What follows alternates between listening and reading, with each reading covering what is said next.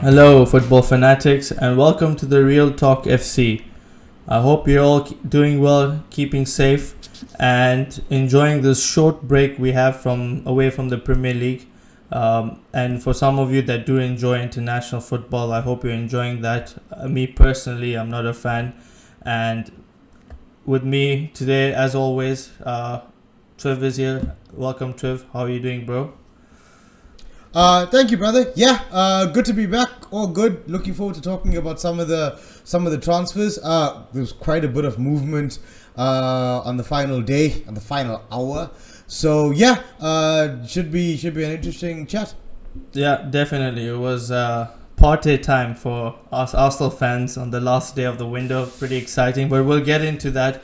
So, well, we had this pandemic going on, it was still going on, and we thought, maybe teams wouldn't spend as much money as we expect in a normal window, but there was a total of 124 billion spent by Premier League clubs, and 356 million basically what they recovered or they recouped from sales of players, making it a net spend of 880 million, which is quite a lot given that given that we thought there's going to be a pandemic and teams wouldn't be able to spend, but the majority of that, as you can see from the graph, is for spent by Chelsea. I mean, spending 212 million.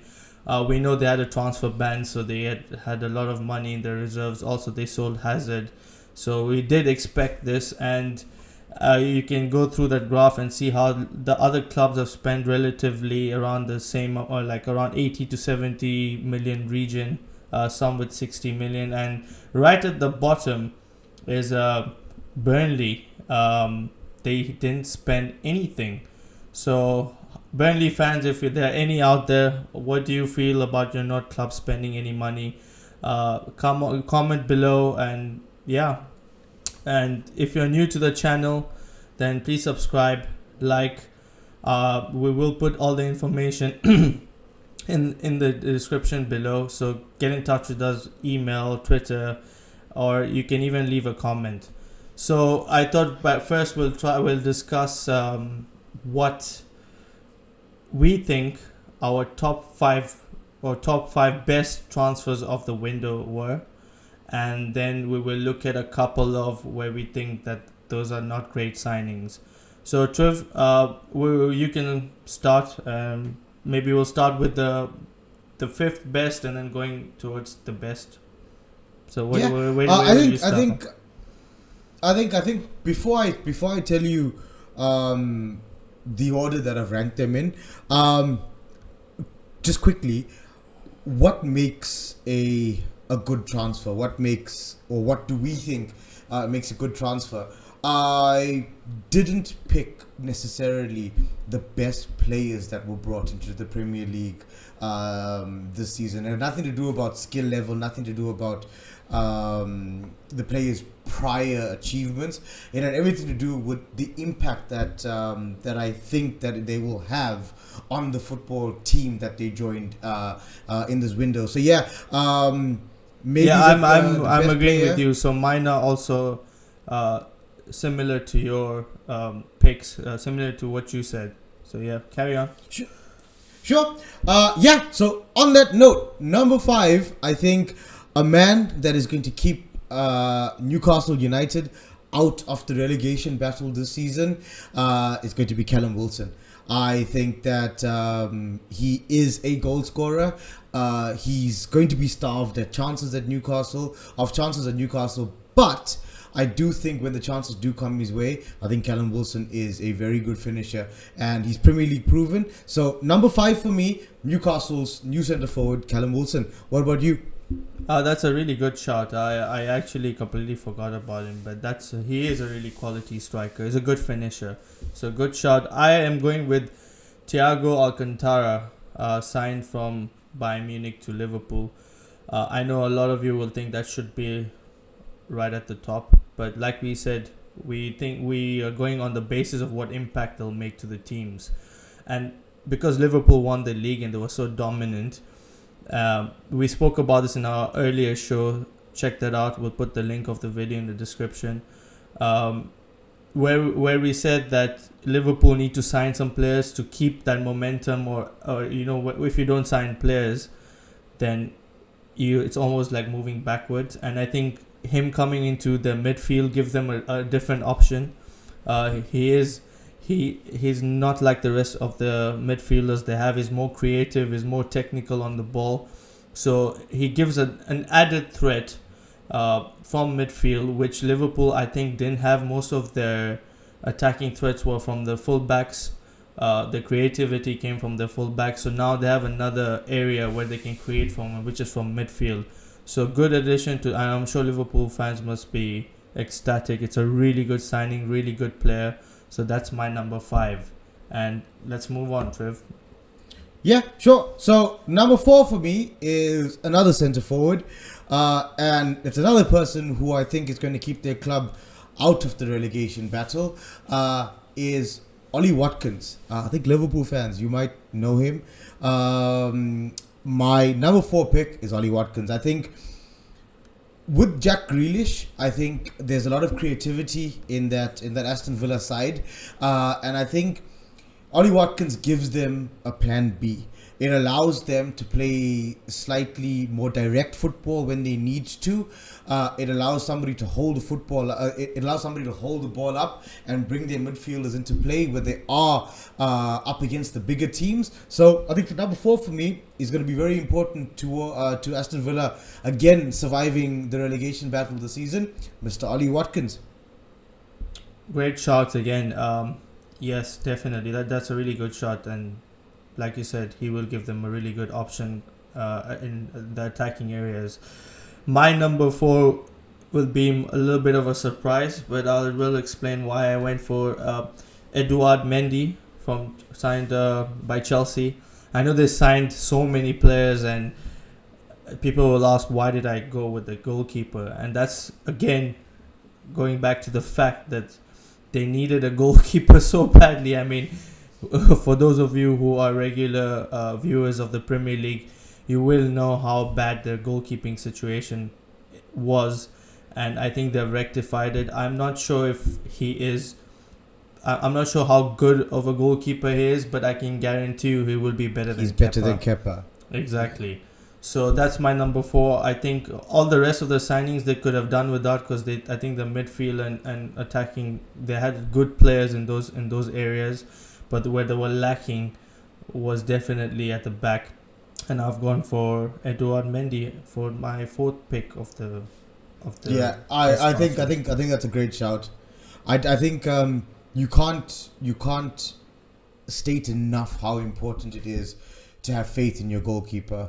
I think it will put the centre backs at Chelsea at ease a little bit. It'll put Frank Lampard at ease, knowing that he has somebody who's not going to make howlers. It wasn't that Kepa was getting beaten, it's that he was making horrific mistakes at the back. So yeah, I think Mendy is definitely a good shout.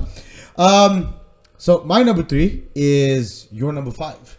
I've gone for Thiago Alcantara as my number 3 in terms of best transfers this window.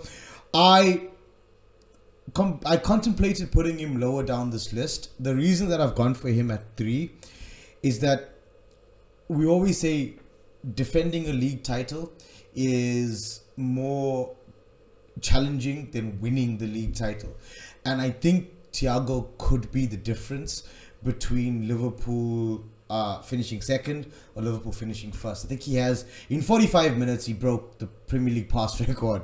Just absolutely ridiculous. So yeah, I think for me, I've gone for Thiago Alcantara at number 3. Yeah, that's a common mistake I'm sure people will be making. Thiago Alcantara. But my number 3 will, I know some of you will say it's a bit biased, and probably it is, but I know I watch my team play week in, week out, and my number 3 is Gabriel Magalhaes, signed from Lille, and he's already shown in the 3 games that he's played that he improves our defense significantly.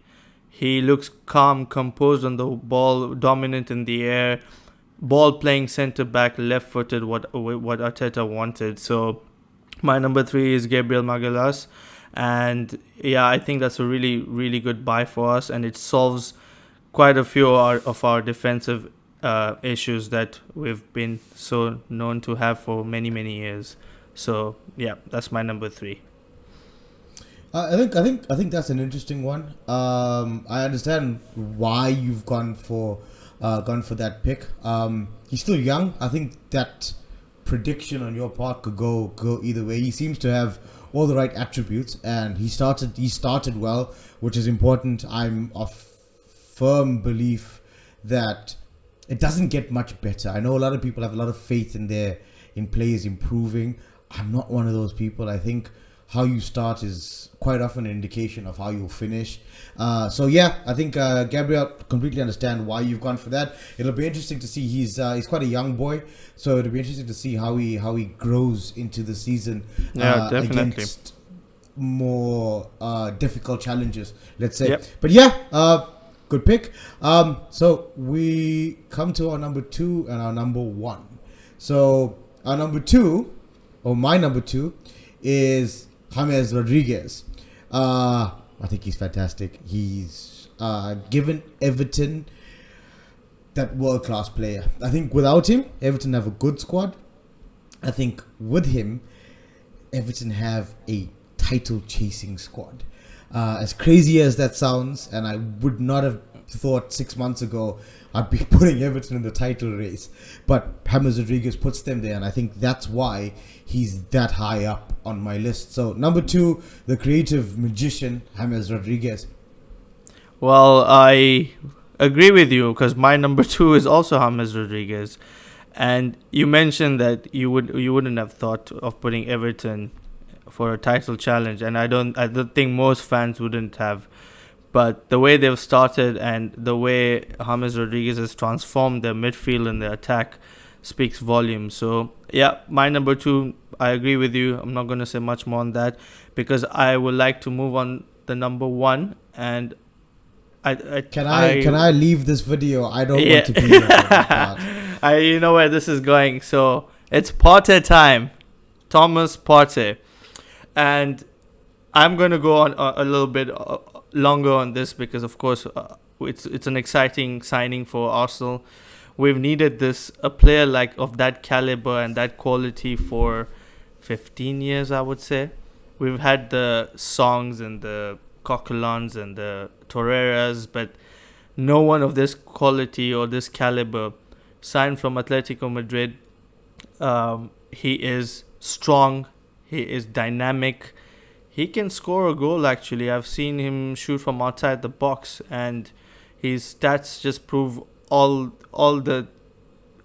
back all the quality that he has, basically. And I think he's going to transform our midfield completely. So for me, he is the number 1, and I have to give praise to the owners and the board because us Arsenal fans have been criticizing them for many years, and rightly so. But the Kroenkes actually put money in the pocket, or basically they removed their own money and actually gave it to the club. I know there was a little bit of restructuring of the debt, but either way, they made a way to get the signing through the line. I'm surprised that there weren't many teams in for him. And he had a release clause, which made it very easy for us to go on the last day and just pay the release clause to La Liga, because that's how it works in La Liga, which is very strange. We didn't even inform Atletico, neither did Partey, so Atletico were left fuming because on the last day we took one of their best players away from them.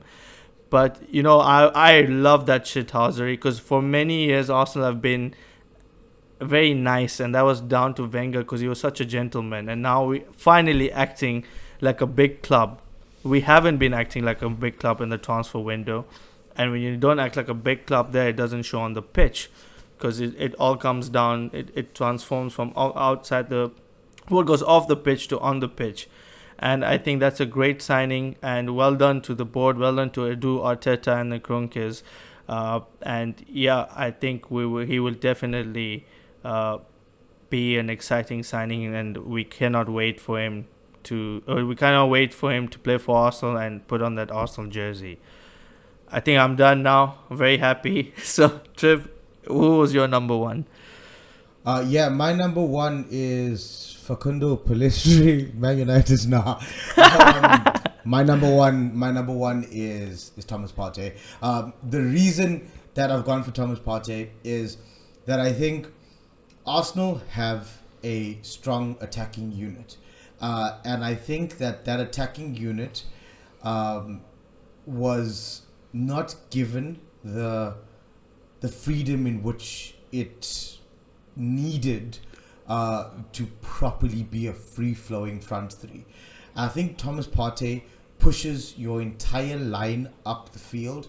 I think he's a ball carrier, and I think that somebody like Aubameyang, somebody like Lacazette will benefit from having a Thomas Partey in the team. So the reason that I've put him ahead of James Rodriguez is I feel that the impact that he can have on a player like Pierre-Emerick Aubameyang is quite significant, and that's why I've gone for him above James Also, Rodriguez. just to add on that, he also, like you said, and he creates that link between our defense and attack. And also, I think he'll complement our other midfielders, because we don't have anyone like him. Like Xhaka next to Partey will be such a good combination. I think you can put in Ceballos there as well within a three. So it gives us so many options now at midfield, and we can play a 3 at the back with him. We can play a 4-3-3. So there's so many formations. We will speak about that when we do the preview show next week. Before the next round of fixtures.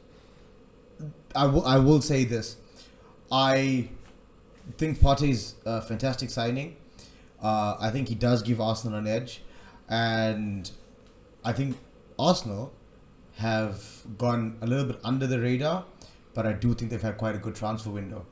I think they've brought in about 7 players total, including most of them are youth players. Yeah. Oh well, if you count Pablo Mari and Cedric Soares, yes, correct. Definitely, So finalizing previous loan deals, bringing Ceballos back. The flip side of that is that Arteta needs to now show results on the pitch. There is a bit of pressure on him now. Yeah, Arsenal now do have the squad, and we'll speak about this a little bit later in terms of how we think the transfers have impacted our previous predictions of the top 6.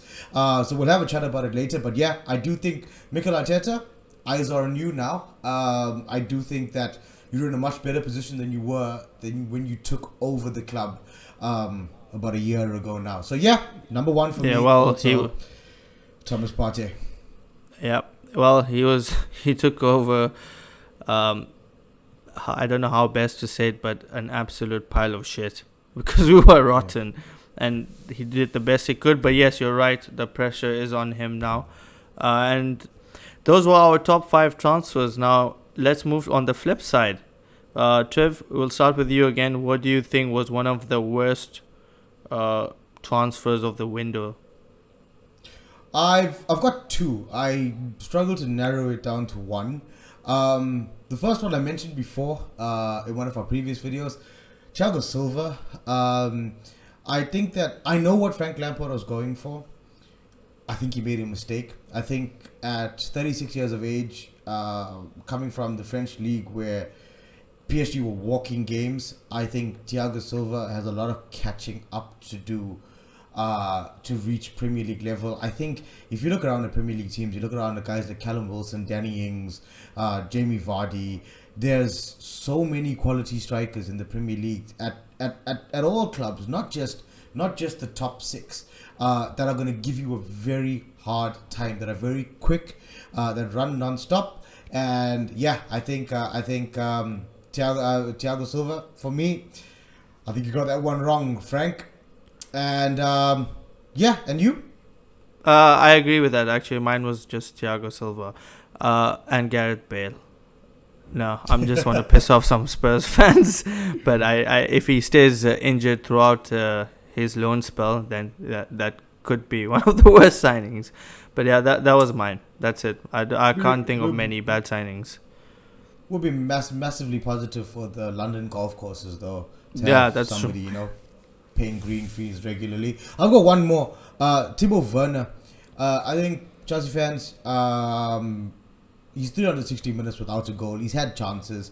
I know there's a chance that he might adjust, but I think his finishing is really lacking something. So my two iffy transfers are going to be Thiago Silva and Timo Werner. Okay, that's a good shot. Quite controversial with Timo Werner, but if you have any comments on that, put them below and we will get back to you. So that's all for the transfer roundup. Let's move on. We are running out of time, so we'll do a quick top 6 prediction, a new revised prediction, because now we know what players are in, what players are out. So this time I will start 6 going all the way to the top. This was really, really difficult to do because there's so many teams now that look good, and some teams that we thought were good are not playing that well.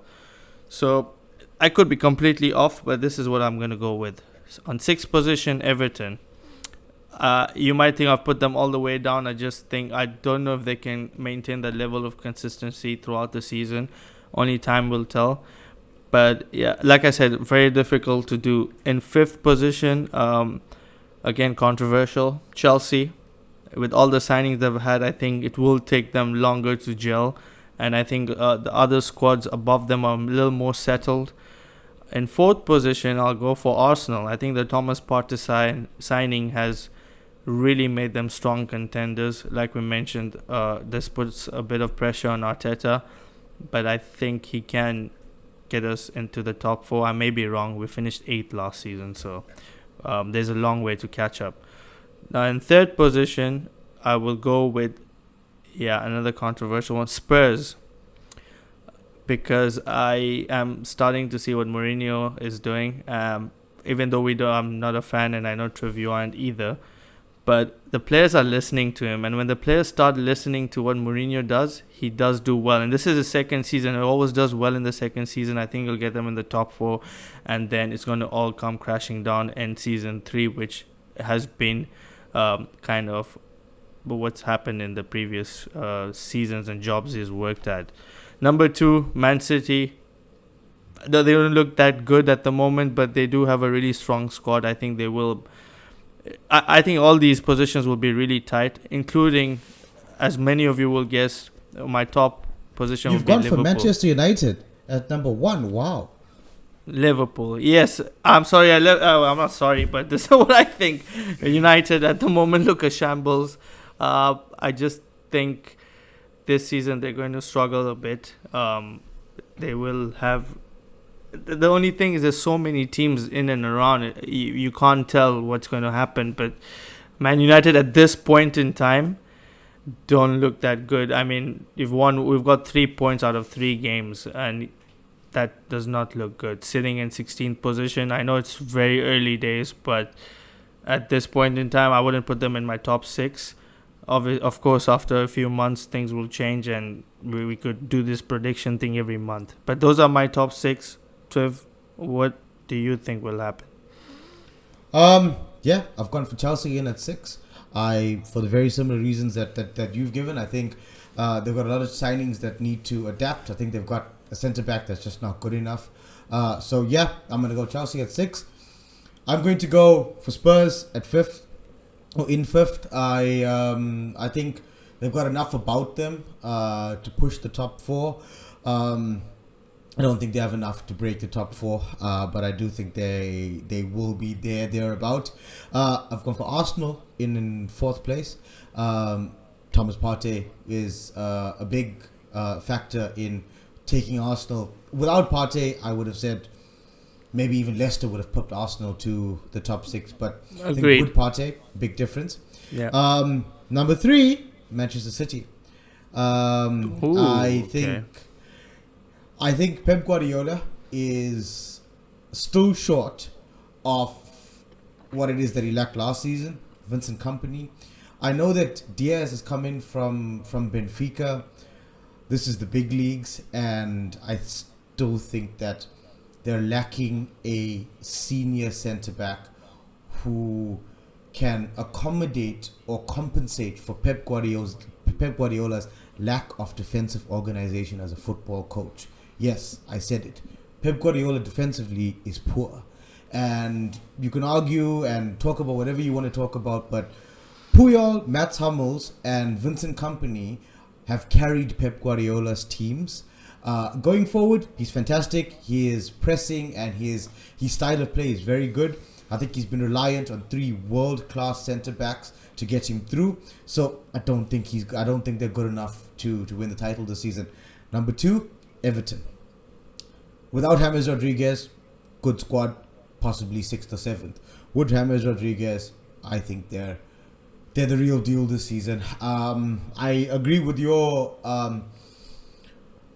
thoughts on them. I do think possibly it's the staying power. Will they be able to last the entire season? Don't know. Remains to be seen. I think they will be there right at the top, pushing Liverpool. And number 1, Liverpool. I think they've got enough about them to retain this title. I think Diego Jota and Thiago Silva take them from maybe being able to retain to probably being able to retain this title. So unfortunately, and it's especially painful because it will push Liverpool clear of Manchester United with the most domestic league trophies in England. Number 1, Liverpool FC. Interesting, you haven't also put Man United in the top 6, but there's a full video of where Triv actually, I would call, rants or expresses himself on United's situation at the moment. So please check it out. We will put the links of the video in the description. So if you're a United supporter, go check it out. Leave comments if you agree or disagree with what he said. And if you're any other fan, go have fun, enjoy the video. And well, they've been dominating for so many years, so we have a chance. I properly hate you. I watched the video, I told you.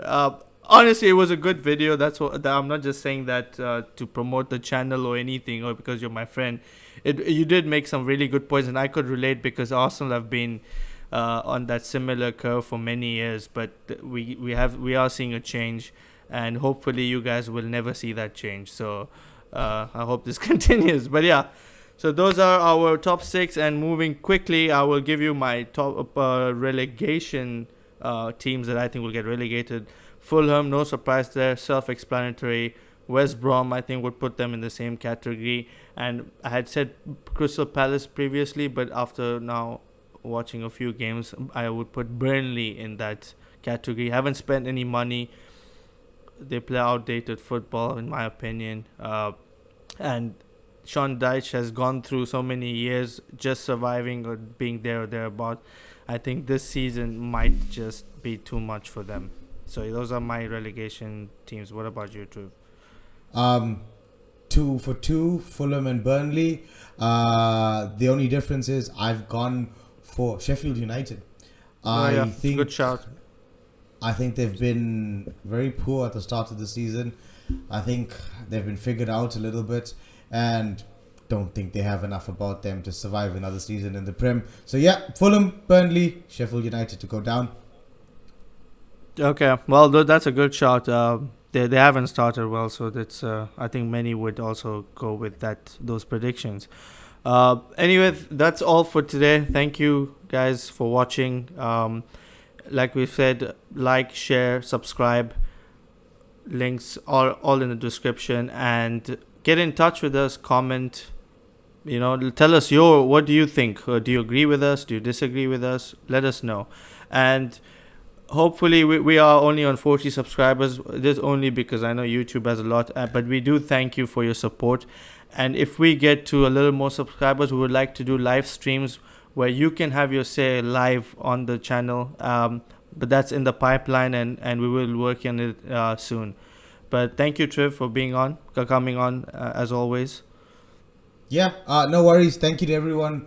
I think our last 2 videos have gotten about 200 views, so thank you very much for the support. And keep giving us your opinions. And thank you for the feedback. Awesome. Great. Take care, everyone. And we will see you all very soon. Bye-bye.